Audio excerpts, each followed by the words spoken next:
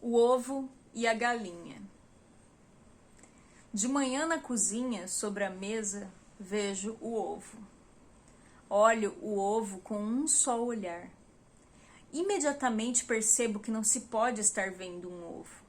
Ver o ovo nunca se mantém no presente. Mal vejo um ovo e já se torna ter visto o ovo há 3 milênios. No próprio instante de se ver o ovo, ele é a lembrança de um ovo. Só vê o ovo quem já o tiver visto. Ao ver o ovo é tarde demais. Ovo visto, ovo perdido. Ver o ovo é a promessa de um dia chegar a ver o ovo. Olhar curto e indivisível, se é que há pensamento. Não há, há o ovo. Olhar é o necessário instrumento que depois de usado jogarei fora. Ficarei com o ovo. O ovo não tem um si mesmo. Individualmente, ele não existe. Ver o ovo é impossível. O ovo é supervisível como há sons supersônicos. Ninguém é capaz de ver o ovo. O cão vê o ovo? Só as máquinas veem o ovo. O guindaste vê o ovo.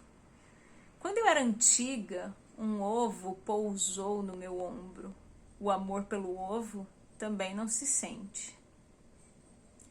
A gente não sabe que ama o ovo. Quando eu era antiga, fui depositária do ovo e caminhei de leve para não entornar o silêncio do ovo. Quando morri, tiraram de mim o ovo com cuidado. Ainda estava vivo. Só quem visse o mundo veria o ovo. Como o mundo, o ovo é óbvio. O ovo não existe mais. Como a luz de uma estrela já morta, o ovo, propriamente dito, não existe mais. Você é perfeito, ovo. Você é branco. A você dedico o começo. A você dedico a primeira vez. Ao ovo, dedico a nação chinesa. O ovo é uma coisa suspensa. Nunca pousou. Quando pousa, não foi ele quem pousou. Foi uma coisa que ficou embaixo do ovo. Olhando o ovo na cozinha com atenção superficial para não quebrá-lo, tomo o maior cuidado de não entendê-lo. Sendo impossível entendê-lo, sei que se eu o entender, é porque estou errando. Entender é a prova do erro. Entendê-lo não é o modo de vê-lo. Jamais pensar no ovo é um modo de tê-lo visto. Será que sei do ovo? É quase certo que sei. Assim, existo, logo sei. O que eu não sei do ovo é o que realmente importa. O que eu não sei do ovo me dá o ovo propriamente dito. A lua é habitada por ovos. O ovo é uma exteriorização. Ter uma casca é dar-se. O ovo desnuda a cozinha. Faz da mesa um plano inclinado. O ovo expõe. Quem se aprofunda num ovo, quem vê mais do que a superfície do ovo, está querendo outra coisa. Está com fome. O ovo é a alma da galinha. A galinha desajeitada. O ovo certo. A galinha assustada. O ovo certo. Como um projétil parado, pois ovo é ovo no espaço. Ovo sobre azul. Ai, eu te amo, ovo. Eu te amo como uma coisa nem sequer sabe que ama outra coisa. Não toco nele. A aura de meus dedos é que vê o ovo. Não toco nele, mas dedicar-me à visão do ovo seria morrer para a vida mundana. E eu preciso da gema e da clara. O ovo me vê. O ovo me idealiza? O ovo me medita? Não, o ovo apenas me vê. É isento da compreensão que fere. O ovo nunca lutou. Ele é um dom. O ovo é invisível a olho nu. O ovo terá sido talvez De ovo a ovo chega-se a Deus, que é invisível a olho nu. O ovo terá sido talvez um triângulo que tanto rolou no espaço que foi se ovalando. O ovo é basicamente um jarro? Terá sido o primeiro jarro moldado pelos etruscos? Não. O ovo é originário da Macedônia. Lá foi calculado, fruto da mais penosa espontaneidade. Nas areias da Macedônia, um homem com uma vara na mão desenhou-o e depois apagou-o com o pé nu. O ovo é coisa que precisa tomar cuidado. Por isso, a galinha é o disfarce do ovo. Para que o ovo atravesse os tempos, a galinha existe. Mãe é para isso. O ovo vive foragido por estar sempre adiantado demais para sua época. O ovo, por enquanto, será sempre revolucionário. Ele vive dentro da galinha para que não o chamem de branco.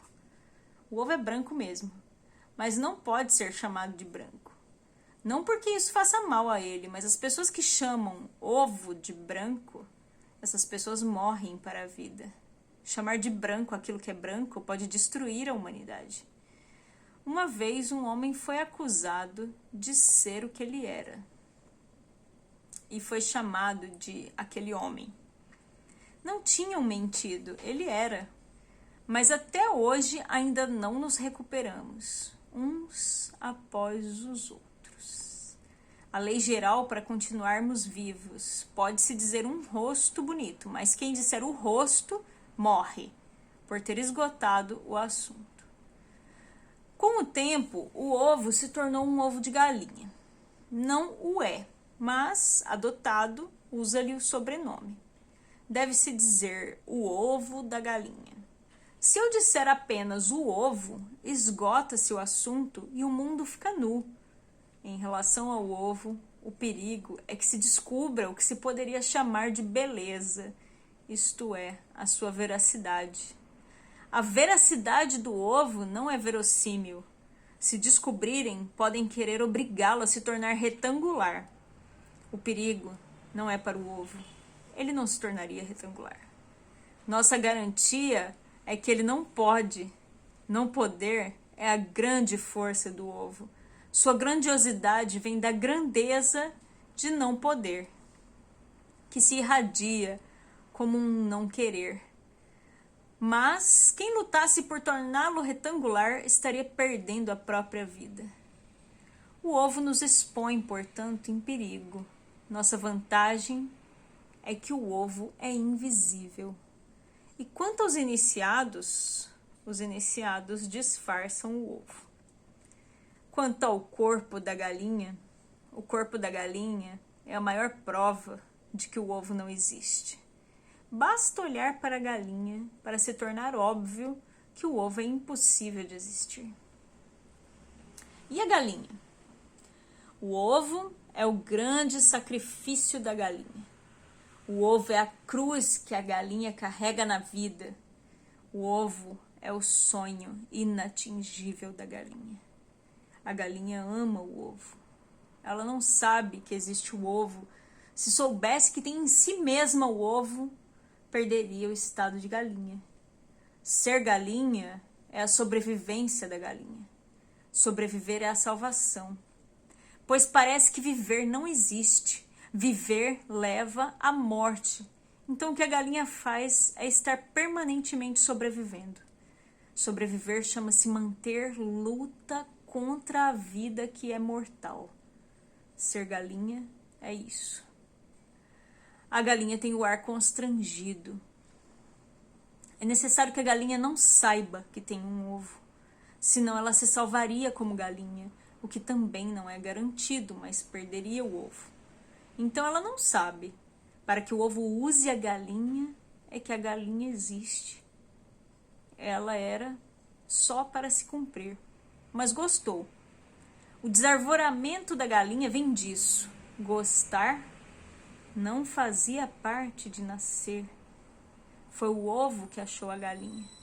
A galinha não foi sequer chamada. A galinha é diretamente uma escolhida. A galinha vive como em sonho. Não tem senso de realidade. Todo o susto da galinha é porque estão sempre interrompendo o seu devaneio. A galinha é um grande sono. A galinha sofre de um mal desconhecido. O mal desconhecido é o ovo. Ela não sabe se explicar. Sei que o erro está em mim mesma. Ela chama de erro a vida. Não sei mais o que sinto, etc, etc, etc. É o que cacareja o dia inteiro a galinha. A galinha tem muita vida interior. Para falar a verdade, a galinha só tem mesmo a vida interior. A nossa visão de sua vida interior é o que chamamos de galinha. A vida interior na galinha consiste em agir como se entendesse. Qualquer ameaça e ela grita em escândalo, feito uma doida. Tudo isso para que o ovo não se quebre dentro dela. O ovo que se quebra dentro da galinha é como sangue. A galinha olha o horizonte, como se da linha do horizonte é que viesse vindo um ovo. Fora de ser um meio de transporte para o ovo, a galinha é tonta, desocupada e míope. Como poderia a galinha se entender se ela é a contradição de um ovo? O ovo ainda é o mesmo que se originou na Macedônia. A galinha é sempre tragédia mais moderna, está sempre inutilmente a par e continua sendo redesenhada. Ainda não se achou a forma mais adequada para uma galinha. Enquanto meu vizinho atende ao telefone, ele redesenha com um lápis distraído a galinha. Mas para a galinha não há jeito. Está na sua condição não servir a si própria, sendo, porém, o seu destino mais importante que ela e sendo o seu destino o ovo, a sua vida pessoal não nos interessa. Dentro de si, a galinha não reconhece o ovo, mas fora de si, também não o reconhece. Quando a galinha vê o ovo, pensa que está lidando com uma coisa impossível. É com o coração batendo tanto. Ela não o reconhece. De repente, olho o ovo na cozinha e vejo nele a comida. Não o reconheço e meu coração bate. A metamorfose está se fazendo em mim. Começo a não poder mais enxergar o ovo.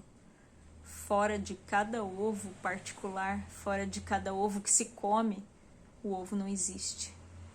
Já não consigo mais crer num ovo. Estou cada vez mais sem força de acreditar. Estou morrendo. Adeus. Olhei demais um ovo e ele me foi adormecendo. A galinha não queria sacrificar sua vida. A que optou por querer ser feliz. A que não percebia que se passasse a vida desenhando dentro de si como numa iluminura o ovo, ela estaria servindo. A que não sabia perder-se a si mesma. A que pensou que tinha penas de galinha para se cobrir por possuir pele preciosa, sem entender que as penas eram exclusivamente para suavizar a travessia ao carregar o ovo, porque o sofrimento intenso poderia prejudicar o ovo. A que pensou que o prazer lhe era um dom, sem perceber que era para que ela se distraísse totalmente enquanto o ovo se faria. A que não sabia que eu é apenas uma das palavras que se desenham enquanto se atende ao telefone, mera tentativa de buscar forma mais adequada. A que pensou que eu significa ter um si mesmo. As galinhas prejudiciais ao ovo são aquelas que são um eu, sem trégua. Nelas, o eu é tão constante que elas já não podem mais pronunciar a palavra ovo. Mas quem sabe era disso mesmo que o ovo precisava, pois se elas não estivessem tão distraídas, se prestassem atenção à grande vida que se faz dentro delas, atrapalhariam o ovo. Comecei a falar da galinha e há muito já não estou falando mais da galinha, mas ainda estou falando do ovo. E eis que não entendo o ovo. Só entendo o ovo quebrado. Quebro na frigideira. É desse modo indireto que me ofereço à existência do ovo. Meu sacrifício é reduzir-me à minha própria vida pessoal. Fiz do meu prazer e da minha dor o meu destino disfarçado. E ter apenas a própria vida é, para quem viu o ovo, um sacrifício. Como aqueles que no convento varrem o chão e lavam a roupa, servindo sem a glória de função maior. O meu trabalho é o de viver os meus prazeres e as minhas dores. É necessário que eu tenha a modéstia de viver. Pego mais um ovo na cozinha. Quebro-lhe a casca e forma. E a partir deste instante exato, nunca existiu um ovo. É absolutamente indispensável que eu seja uma ocupada e uma distraída. Sou indispensavelmente um dos que renegam. Faço parte da maçonaria dos que viram uma vez o ovo e o renegam como forma de protegê-lo. Somos os que se abstêm de destruir e nisso se consomem. Nós, agentes disfarçados e distribuídos pelas funções menos reveladoras, nós, às vezes, nos reconhecemos. Há um certo modo de olhar, há um jeito de dar a mão. Nós nos reconhecemos e a isto chamamos de amor. E então não é necessário um disfarce. Embora não se fale, também não se mente. Embora não se diga a verdade, também não é necessário dissimular. Amor é quando é concedido participar um pouco mais. Poucos querem o amor, porque o amor é a grande desilusão de tudo mais. E poucos suportam perder todas as outras ilusões. Há os que voluntariam para o amor, pensando que o amor enriquecerá a vida pessoal. É o contrário, amor é finalmente a pobreza. Amor é não ter. Inclusive, amor é a desilusão do que se pensava que era amor. E não é prêmio. Por isso, não envaidece. Amor não é prêmio. É uma condição concedida exclusivamente para aqueles que, sem ele, corromperiam o ovo com a dor pessoal. Isso não faz do amor uma exceção honrosa. Ele é exatamente concedido aos maus agentes, aqueles que atrapalhariam tudo se não lhes fosse permitido adivinhar vagamente. E a todos os agentes são dadas muitas vantagens para que o ovo se faça. Não é o caso de se ter inveja, pois inclusive algumas das condições piores do que as dos outros são apenas as condições ideais para o ovo. Quanto ao prazer dos agentes, eles também o recebem sem orgulho. Austeramente vivem todos os prazeres, inclusive ao nosso sacrifício para que o ovo se faça. Já nos foi imposta, inclusive, uma natureza adequada a muito prazer, o que facilita, pelo menos torna menos penoso o prazer. Há casos de agentes que se suicidam, acham insuficientes as pouquíssimas instruções recebidas e se sentem sem apoio. Houve o caso do agente que revelou publicamente ser agente, porque ele foi intolerável não ser compreendido. E ele não suportava mais não ter o respeito alheio. Morreu atropelado quando saía de um restaurante. Houve um outro que nem precisou ser eliminado. Ele próprio se consumiu lentamente na sua revolta. Sua revolta veio quando ele descobriu que as 2 ou 3 instruções recebidas não incluíam nenhuma explicação. Houve outro também eliminado, porque achava que a verdade deve ser corajosamente dita. E começou, em primeiro lugar, a procurá-la. Dele se disse que morreu em nome da verdade, com sua inocência. Sua aparente coragem era tolice, e era ingênuo o seu desejo de lealdade. ele compreendera que ser leal não é coisa limpa, ser leal é ser desleal para com todo o resto. Esses casos extremos de morte não são por crueldade, é que há um trabalho, digamos, cósmico a ser feito, e os casos individuais, infelizmente, não podem ser levados em consideração. Para os que sucumbem e se tornam individuais, é que existem as instituições, a caridade, a compreensão que não discrimina motivos, a nossa vida humana, enfim. Os ovos estalam na frigideira e, mergulhada no sonho, preparo o café da manhã. Sem nenhum senso da realidade, grito pelas crianças que brotam de várias camas, arrastam cadeiras e comem, e o trabalho do dia amanhecido começa gritado e rido e comido. Clara e gema, alegria entre brigas, dia que é nosso sal, e nós somos o sal do dia. Viver é extremamente tolerável. Viver ocupa e distrai. Viver faz rir. E me faz sorrir no meu mistério. O meu mistério é que eu ser apenas um meio. O meu mistério é eu ser apenas um meio e não um fim. Tem me dado a mais maliciosa das liberdades. Não sou boba e aproveito. Inclusive faço um mal aos outros que, francamente, o falso emprego que me deram para disfarçar a minha verdadeira função, pois aproveito o falso emprego e dele faço o meu verdadeiro. Inclusive o dinheiro que me dão como diária para facilitar a minha vida de modo a que o ovo se faça, pois esse dinheiro eu tenho usado para outros fins. Desvio de verba. Ultimamente comprei ações na Brahma e estou rica. A isso tudo ainda chamo de ter a necessária modéstia de viver.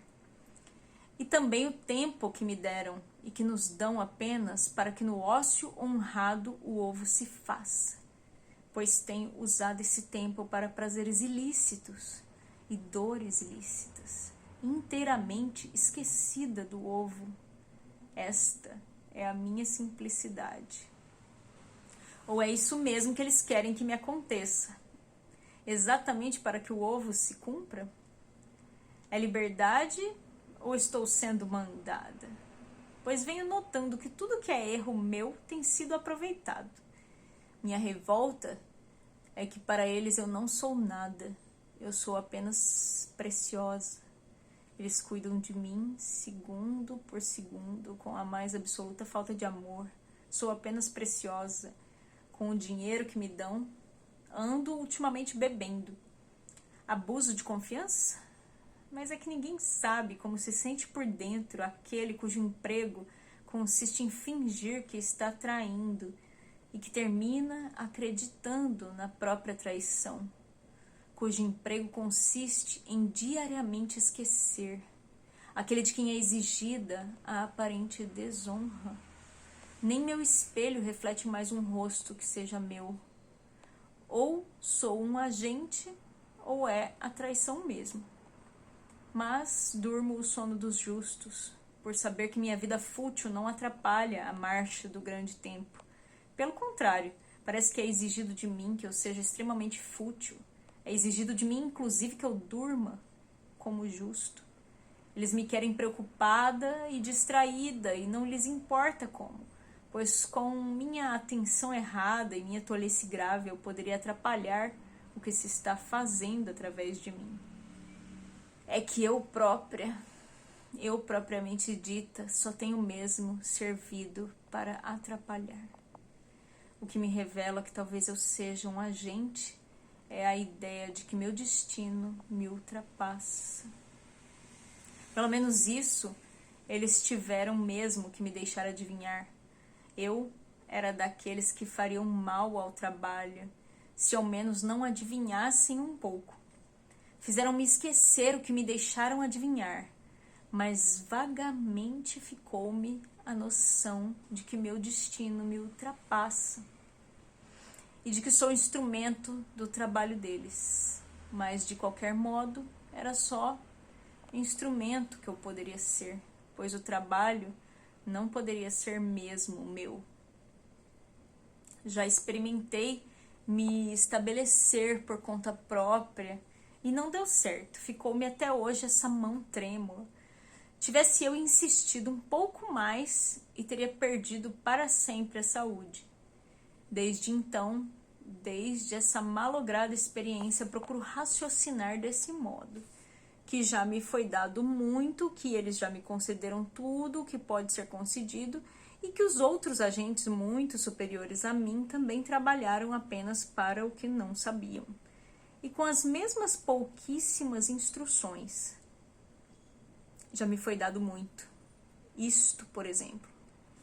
Uma vez ou outra, com o coração batendo pelo privilégio, eu pelo menos sei que não estou reconhecendo. Com o coração batendo de emoção, eu pelo menos não compreendo. Com o coração batendo de confiança, eu pelo menos não sei. Mas e o ovo? Este é um dos subterfúgios deles. Enquanto eu falava sobre o ovo, eu tinha esquecido do ovo. Falai, instruíram-me eles. E o ovo fica inteiramente protegido por tantas palavras. Falai muito. É uma das instruções. Estou cansada. Por devoção ao ovo, eu o esqueci. Meu necessário esquecimento, meu interesseiro esquecimento, pois o ovo é um esquivo. Diante de minha adoração possessiva, ele poderia retrair-se e nunca mais voltar. Mas se ele for esquecido, se eu fizer o sacrifício de esquecê-lo, se o ovo for impossível, então, livre, delicado, sem mensagem alguma para mim, talvez uma vez ainda, ele se locomova do espaço até esta janela que desde sempre deixei aberta, e de madrugada baixe no nosso edifício, sereno, até a cozinha, iluminando-a de minha palidez. O ovo e a galinha, Clarice Lispector.